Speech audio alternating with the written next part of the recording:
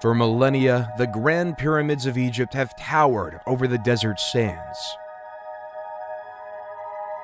Everything about the great ancient civilization that once seized the lands remained a mystery. That is, until July 19, 1799. A French soldier discovers a large stone about 35 miles east of Alexandria during Napoleon Bonaparte's Egyptian expedition, unearthing a written language that had been dead for thousands of years. The translations would prove to be the key to unlocking the secrets of an entire civilization.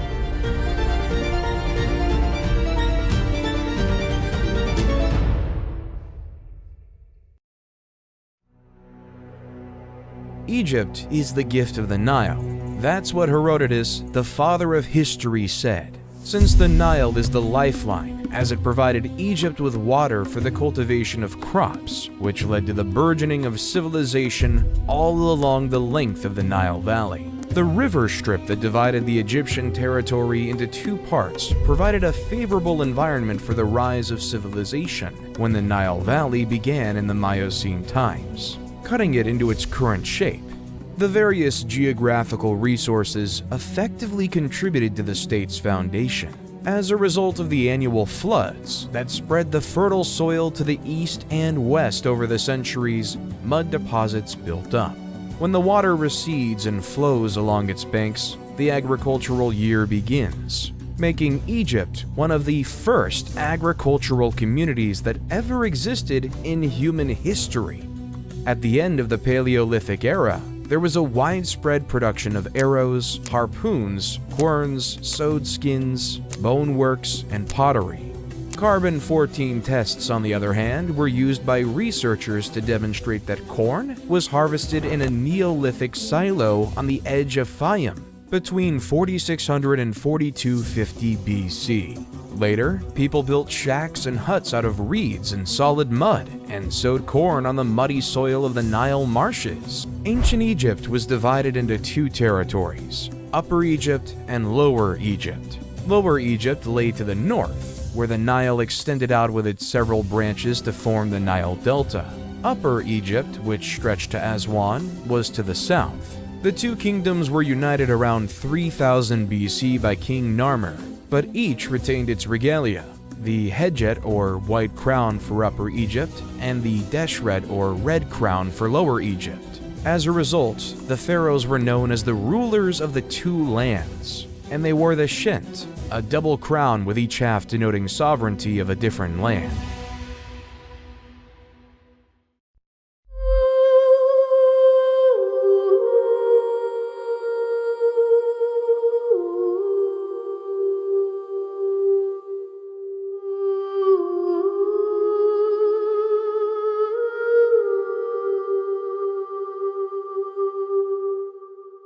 The pre-dynastic period in ancient Egypt is the period preceding documented history, encompassing around 6000 to 3150 BCE from the Paleolithic to the Neolithic age, and on to the founding of the First Dynasty.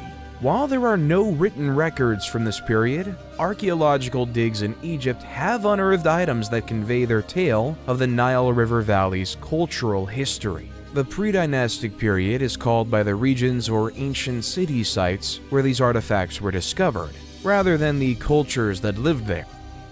The Halfan culture thrived circa 30,000 BCE in the area between Egypt and Nubia, giving birth to the Cadon and Sibyllian cultures around 10,000 BCE, and the Hierophant culture. All of these cultures are hunter-gatherer societies that gradually grew more sedentary and settled into more permanent settlements based on agriculture. The Fayum Oasis is a natural basin located southeast of the Giza Plateau that gave home to the Fayum A civilization during 9000 to 6000 BC. The sands of time still hold secrets, waiting to be uncovered, if you felt a chill or a spark of wonder. Subscribe and join us as we unearth the forgotten. Like this video if the Nile whispered to you. and comment below. What mystery should we explore next?